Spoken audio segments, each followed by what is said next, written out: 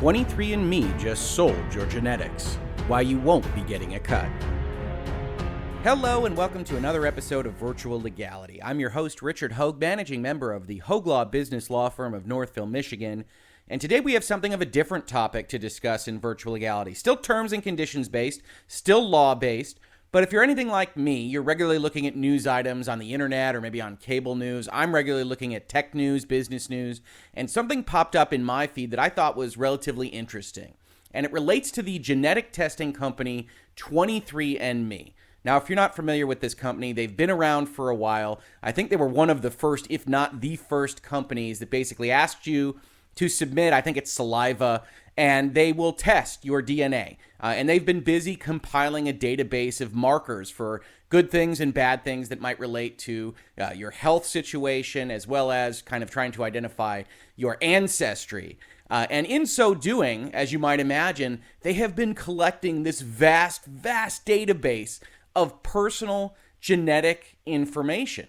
So now we're in the year 2020. And for the longest time, I think this was known by some people, but maybe not people that thought about the product entirely. For the longest time, they have been trying to shop that database, market that database for use by big pharmaceutical companies to develop either drugs directly, diagnostic materials, devices, whatever it might be, to hopefully help improve people's health, but from 23andMe's perspective, to license that out for money, because 23andMe isn't a drug manufacturer, isn't necessarily strictly a research and development company. They have this product, and they undoubtedly have research things that go along with it, but to license it out. And earlier this week, for the first time, they actually finally did that. So I've pulled up this Bloomberg article that says, 23andMe licenses its own drug compound to Spanish firm Almirall. 23andMe Inc., the Silicon Valley firm known for its ancestry DNA tests, has licensed an antibody it developed to treat inflammatory diseases to Spanish drug maker Almirall SA. The deal announced by Almirall in a filing with Spanish regulators on Thursday marks the first time that 23andMe has licensed a drug compound that it has developed itself. This is a seminal moment for 23andMe, said Emily Drabant Conley, Vice President of Business Development. We are now gone from database to discovery to developing a drug. Leveraging its genetic data to develop drugs has become an increasingly important part of 23andMe's business. More than 10 million customers have taken its DNA tests, and that trove of data can help illuminate new drug targets to treat disease. Yeah, if you're not familiar with the way drugs are developed, it's a very long process, but it involves a lot of testing. And one of the very earliest pieces of that kind of testing pathway is figuring out what to attack and what to identify as a problem in given people and with given health concerns. And so if you've got a 10 million user database of genetic information and potentially can relate that to what health issues they're going through and what can be attacked with a specific compound and something that you can develop as a drug, then yes, that has an inherent value to it. But that's only part of the story, right? I think if this wasn't genetic testing, if this was just their own research and they were doing it with normal kind of processes, there would be very little to talk about here. But the way they got this database was to go and market a product that wasn't ostensibly solely for research, if people were even aware that it was at all for research, but was instead a product that was designed to give people their own individual information. Hey, I want to know where my family is from. Hey, I want to know if I carry a marker for genetic disease X, et cetera, et cetera. They sold that product to people, and it was an ancillary result that they collated this entire database. So there are some people that say that the folks that gave this data weren't fully aware of what it was they were signing over, the value of what it was they were signing over. So I've pulled up a Science Alert blog post here that talks about the nature of this question. They talk about the sale that we just talked about. And then it says, currently, if 23andMe's new drug candidate makes it through human trials and ends up becoming a blockbuster drug for something like lupus or psoriasis, the enormous profits such a discovery could entail would never end up in the hands of the consumers. Some patient advocates argue that these contracts are deceiving and that many consumers have no idea how profitable their personal information can be. And then they go and they talk about Almirall being worth almost $1 billion, that Obviously, if you're familiar with pharmaceutical manufacture, if you have a successful drug, you're going to make a fortune in the field. One of the issues is that it costs so much to bring a drug to market that a lot of these companies struggle with that. But if they can cut out a certain portion of their research and development costs, like, for instance, licensing this genetic information from a company like 23andMe, that could be a boon to them, that could be helpful. And I think if we're being generous, if we're really kind of thinking about society on the whole, more and better drugs that can help more and more people is in general a good thing. We're talking about kind of an ancillary argument about this. We want these drugs to be created. We want people to get better. We want medicine to be able to better attack the things that could be affecting folks. But did these folks know that they were signing over exactly what they were signing over? And it's worth discussing because 23andMe is old enough that I think it kind of predates some of the sensitivity that we now have to personal information in general. Personal health information specifically is obviously the highest level of information that we protect, both in the United States and I think elsewhere around the world. But just data in general, I think people are very sensitive to where that data is going, what it's doing, and even if they want to allow for something, like maybe it's okay to exchange the data on Facebook for the fact that you get a free service and you like the service that's provided. That's not for me to judge. And honestly, if you're listening to this or you're watching this on YouTube, it's not necessarily for you to judge in the aggregate except for yourself. But they might be okay with that in full knowledge of what's happening. There is an argument that 23andMe and the way their contracts work, and because it's so old and appeals to a kind of different demographic base than just the people that are constantly dealing with data and terms and conditions and terms of service, it's possible that you could argue that they hid the ball a little bit. And we're going to actually look at the terms of service that 23andMe is at least using right now, because I think that's a worthwhile discussion. And there are some doozies of risk factors in their contract that I want to talk about just because I've never seen them before in a contract, and I always think that's interesting from a legal perspective. But the overall argument is, hey, even if this contract says you're not going to make any profits over this, should they? And, I'm a commercial lawyer. I'm a corporate lawyer. I look at contracts every day, and I say, no, if you sign those rights away, then they're gone. And you wouldn't have any expectation when you purchased a $200 kit from 23andMe that in 10 years' time, your data could be aggregated and used for some purpose that would result in $5 billion going to 23andMe, and you should get a cut of that. Because part of this story is also the nature of scope, right? Your individual genetic information probably isn't terribly useful for the development of a drug because there's so much kind of noise that goes with the signal that you could provide. It's when it's aggregated with 10 million other people that you get kind of more useful data, more useful scientific information. So there's really a balancing test to go into this argument at all. But I did find it interesting, and I did want to look at what they're actually saying in their terms and conditions because, hey, maybe if you signed up for 23andMe and you got one of these kits, I haven't, we haven't done that in my family, and you've gotten one of these kits, you didn't even know that this is what could happen and that you were signing away these rights and that this was part of 23andMe's business model. So let's take a look at that. This article goes on a little bit further, kind of detailing the arguments on both sides of whether or not this makes a lot of sense. But I wanted to take a look at the terms of service. We've got an update date for these of September 30th, 2019. So in these terms of service, we see a lot of definitions. We see a lot of language. We're going to skip most of this. We don't want to bore anybody in virtual legality. We don't want people to click off here because we're only reading long sets of definitions that don't mean anything in isolation. But I did want to skip down to a few things here. First, so they've got the kind of standard what you're doing. You're going to buy a kit. We're going to process your genetics. And that's what we're going to do. We're going to give you some information. But there are risks associated with this information. And I thought that was a really interesting set of risks. These are actually dovetail with what I usually read in maybe financial statement risks or private offering risks, where you kind of detail exactly what might be an issue with your business model in a kind of narrative way. And this is very unusual, as you know, since you've been watching Virtual Legality for a year now, that it's very unusual for language like this to be narrative and presented to customers or prospective customers in a manner like this. So let's take a look at the risks that they actually describe here. Once you obtain your genetic information, the knowledge is irrevocable. There are no takebacks. Once you find this out, you're gonna know whatever it is that it says. You should not assume that any information we may be able to provide to you, whether now or as genetic research advances, will be welcome or positive. We could actually put in our reports that you have 13 different markers for cancer.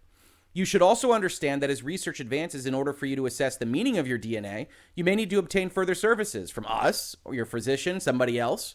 We encourage you to talk to a genetic counselor to understand these various things. In other words, this might be terrible, terrible information, and you should know that before you give us $200. Some people can feel anxious about getting their health results. This is normal. If you feel very anxious, you should seek guidance from a counselor or a physician. You may learn information about yourself that you did not anticipate. This information may evoke strong emotions and has the potential to alter your life and worldview.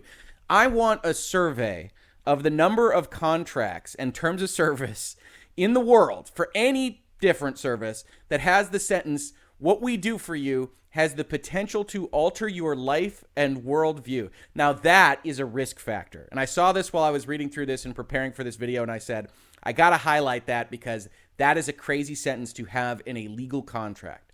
You may discover things about yourself that trouble you and that you may not have the ability to control or change, such as your father is not genetically your father, surprising facts related to your ancestry, or that someone with your genotype may have a higher than average chance of developing a specific condition or disease.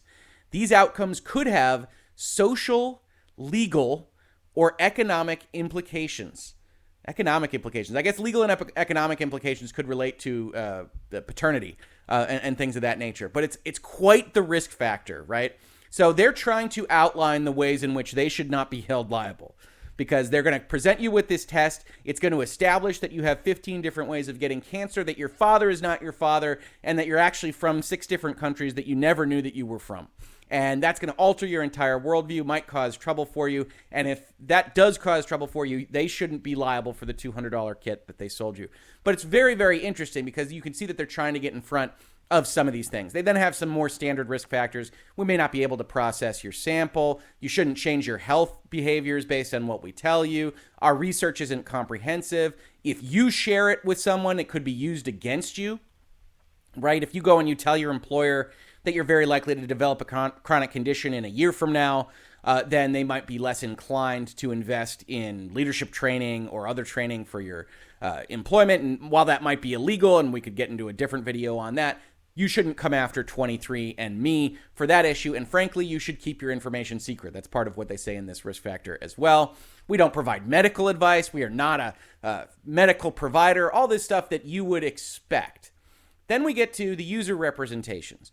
You understand that we're not diagnosing something. You give permission to us to process your stuff.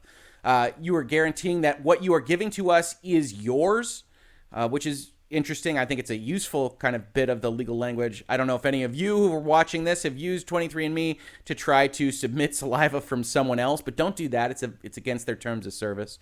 And finally, what I wanted to highlight here, because this is going to get to the crux of the issue that we started discussing, which is, should you get any money and should you be allowed to have your genetics used by 23andMe to be sold for the production of a drug from somebody else?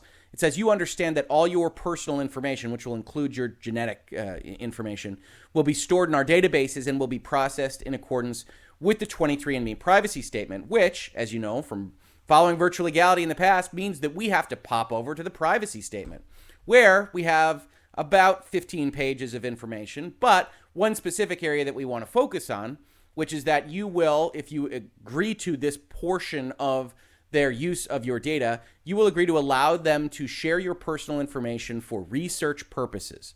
And it says you have the choice to participate in 23andMe research by providing your consent.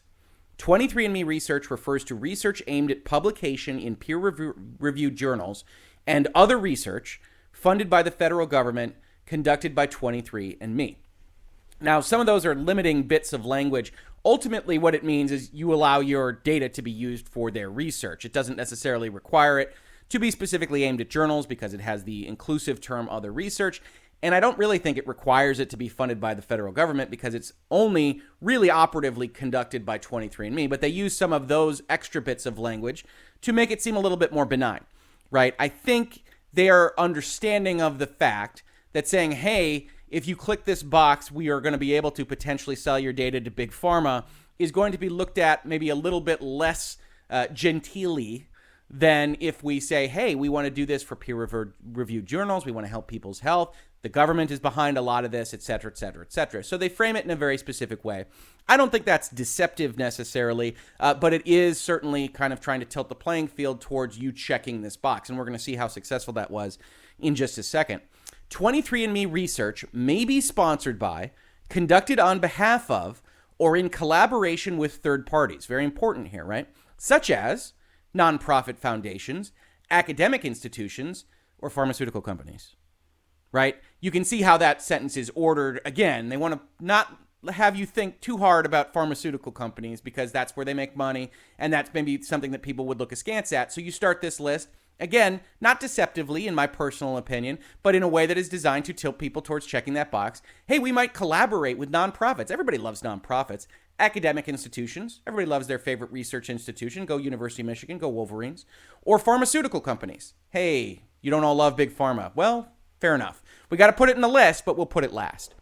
23andMe research may study a specific group or population, identify potential areas or targets for therapeutics development, conduct or support the development of drugs, exactly what we're talking about today, diagnostics or devices to diagnose, predict, or treat medical or other health conditions, work with public, private, and or nonprofit entities on genetic research initiatives, or otherwise create, commercialize, and apply this new knowledge to improve healthcare. So yeah, we've got all this extraneous language talking about nonprofits, academic institutions, et cetera, et cetera, et cetera.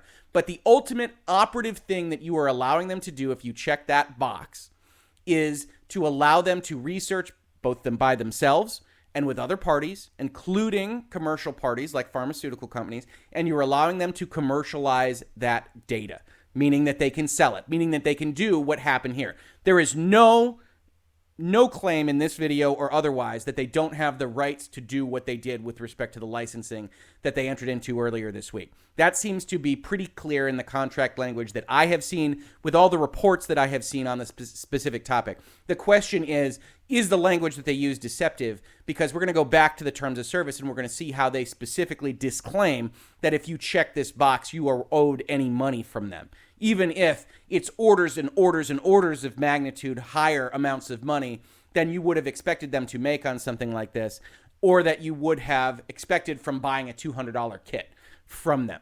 So what you've got here is an issue of potentially claiming that the contract is in and of itself deceptive, that it's early enough that people weren't really paying attention to the data that they were giving away, and potentially what this consent box looks like. Now, here's where I have to apologize. I looked at the 23andMe website, and there was no way for me to find out what this box actually looks like. It says you have the choice to participate in 23andMe research by providing your consent. Presumably, it's a box that says, would you like to allow us to use your research? It might even be pre-checked and probably links out to a description like this one describing what 23andMe research actually is. Might have some language there that talks about how it's going to be useful to improving health outcomes for people around the world. And the reason I suggest that it probably says something like that is because of the amount of success that they had. So I've pulled up another press release that they had from 2018 that's talking about a partnership that they entered into. And in this partnership, they actually talk about why this database is so useful to be licensed. And they say support identification of patient subgroups that are more likely to respond to targeted treatments. Scale is critical for the detection of genetic effects in smaller subsets of diseases and patients. With over 80% of 23andMe's customer base consenting to participate in research, their aggregate and de-identified data could help enable the discovery of a significant number of novel associations from a diverse range of people, which would not otherwise be possible. So the main takeaway there is 80%. So generally when you see a number that high, my assumption is it's probably opt-out and not opt-in, and it probably has some useful language, much like they put in their terms of service and their privacy policy, that suggests that this is an overall societal good and maybe downplays the lack of commercialization for the individual user as an aspect of checking that box. Because ultimately, if the box is pre-checked and it says, would you like to help contribute to 23andMe solving health outcomes around the world by participating in the 23andMe research program, probably if you're just buying that box and you're only interested in your own health outcomes and your ancestry data, you're probably not unchecking it because you didn't really have any way to monetize your own genetic information just on your own. Scale is the issue here, and maybe you don't care. Maybe you think it's overall a good thing. And certainly if you have purchased 23andMe, if you have that account information, if you have seen this box, if you have seen what it looks like, how 23andMe sells it to you, absolutely leave a comment in this description to this video telling me exactly what it looks like, talking to me and others about what your experience is with it. And then also, if you've just purchased 23andMe, you don't remember checking or unchecking that box, tell me how you feel about this, how you feel about their use of this, whether you have any issues with it, whether you're absolutely fine with it. You know, thinking about it, as I said, I'm not a customer of their service. I don't know that I personally would have an issue with it because I wouldn't have an expectation of making that money. But it is an interesting thing because it does seem to be kind of de-emphasized in the language that they use. And we have one last bit of language here to discuss, which is back in their terms of service. And it goes a little bit like the following. Genetic and or self-reported information. Disclosure of individual-level genetic information and or self-reported information to third parties for research purposes will not occur without explicit consent. You have to check that box. Note that 23andMe cannot control any further distribution of genetic and or self-reported information that you share publicly on the 23andMe website. Hey, if you say it, that's not on us. You acknowledge and agree that you are responsible for protecting and enforcing your rights and that 23andMe has no obligation to do so on your behalf. Hey, we don't have to lock up your forum posts. We don't have to give you extra protection. We won't tell somebody, but if you tell somebody, that's on you. Your saliva sample, once submitted to and analyzed by us, is processed in an irreversible manner and cannot be returned to you, which, you know, gross. I don't think anybody wants the saliva returned to them, but hey, it's always good for the lawyers to kind of think these things through. See our website for more information on sample processing. Any genetic information derived from your saliva remains your information, subject to the rights we retain as set forth in these terms of service. Said another way, they are not claiming ownership of your genome, which is good. We wouldn't have assumed that they were, but it's always nice to have the disclaimer. But here's the kicker. You understand that you should not expect any financial benefit from 23andMe as a result of having your genetic information processed, made available to you, or as provided in our privacy statement and these terms of service, shared with or included in aggregated genetic and self-reported information shared with any research collaborator. So here we are, you know, fully halfway through the terms of service on this last line of this section that doesn't necessarily really talk about personal commercial benefit. Not highlighted, not underlined, not in bold, not in caps. Doesn't talk about that box that you have to check very specifically at all. But it says you should not expect any money from us for anything that we might do with it. Now, maybe that same sentence is highlighted and underlined and in bold next to the box that you have to check to give this explicit consent. Unfortunately, because I didn't purchase their kit, because I can't get access to what it is that you might have to do to give that consent, I can't say for certain what that looks like. I have certain expectations based on how these are written and based on an 80% pass-through rate that's probably kind of downplaying the commercial aspects of the whole endeavor, but I don't have eyes on that, so I can't answer that specifically. What I can say is, while contractually effective, this sentence does basically disclaim your rights to commercial use of the of your data. It would depend a lot on exactly how highlighted this is for people of specific sophistication levels. So we've talked about it in Virtual Legality before. But while there is a general move in the United States to honor the freedom of contract, to honor what you put in black and white in contract terms like terms of service, etc., when we talk about contracts that we would call contracts of adhesion, which mean they're non-negotiable and they're essentially attached to a different product or service that doesn't ultimately relate to the terms of service document itself. You're interested in buying the kit and getting that information back more than you're interested in this legal language, that it's just adhesive to that service or product that you're buying.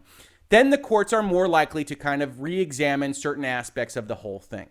So if people got together and if this drug wound up making $5 billion for 23andMe and a bunch of people got together and said it wasn't highlighted properly, that we wouldn't make money off this, it wasn't highlighted properly exactly what they would use our data for when we checked that box. Hey, that box started checked, if it did start checked. hey, they didn't highlight it for us in these different places, what would happen?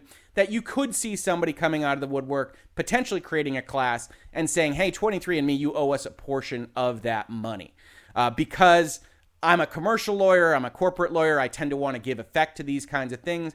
But certainly, if this was my business model, and it certainly seems like for 23andMe it is, I would have highlighted this earlier in the terms of service. Obviously, you need a high percentage of your people to check the box to say yes to this. So that's probably why you aren't highlighting it necessarily if you're 23andMe.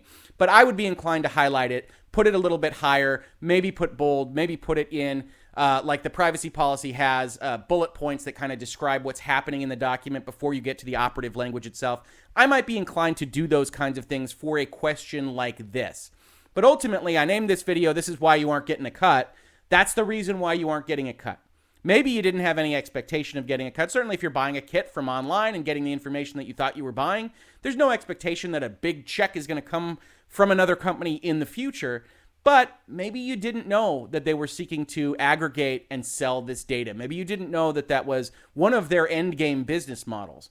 For somebody like me that deals with pharmaceutical companies, that deals with life sciences and venture capital and in this area, I think it was somewhat clear that that was always going to be a direction that they moved in, but I certainly don't ascribe that knowledge or information to everybody that might otherwise want to buy a product from them. So I do think you have an interesting legal question about sophistication levels, about how much something needs to be highlighted in terms of service, about health ethics and things related to it. You know, we're only now kind of talking about the Gattaca future, about what you can do with genetics information. And if you were going to sell this to research institutions for any commercial reason, which they really reserve to themselves the right to do, where does that end? It doesn't end just with drug development. They talk about therapeutics. They talk about diagnostics.